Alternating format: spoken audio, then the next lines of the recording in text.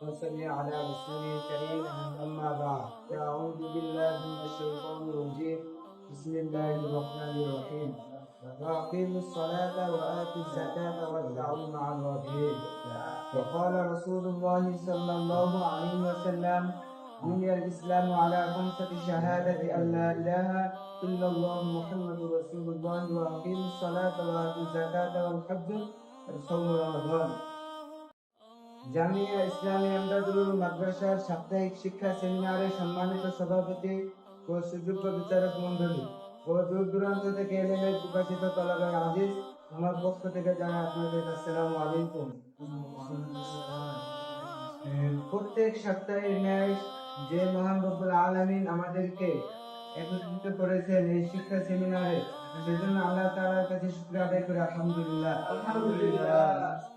মহাগ্রন্থ আল কোরআনুল কারীম থেকে যে আমি একটা ছোট্ট আয়াত তেলাওয়াত করেছি, আল্লাহ তাআলা বলেন, ওয়াকিমুস সালাতা ওয়া আতুজ যাকাতা ওয়ারকাউ মা'আর রাকিঈন।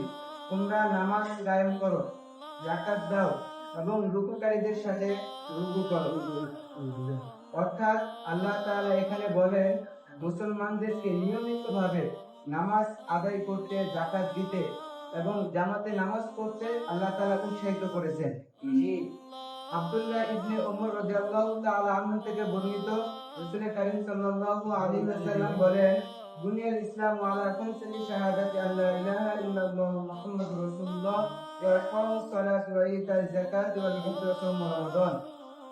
ইসলাম 5টি স্তরের উপর প্রতিষ্ঠিত।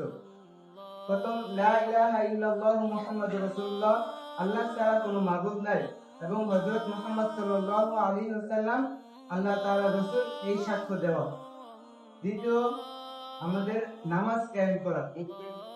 তৃতীয়, হজ করা। চতুর্থ, যাকাত দেওয়া। পঞ্চম, রমাদান মাসে রোজা রাখা। অর্থাৎ এই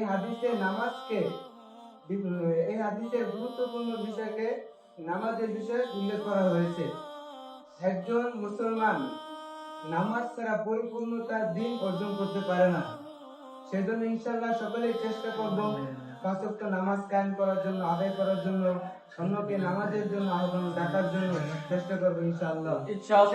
আমি আলোচনা করছি, আল্লাহ তাআলা আমাকে আপনাদেরকে আমল করার বুঝার তৌফিক দান করুন। আখিরি দাওয়ানা আলহামদুলিল্লাহি রাব্বিল আলামিন।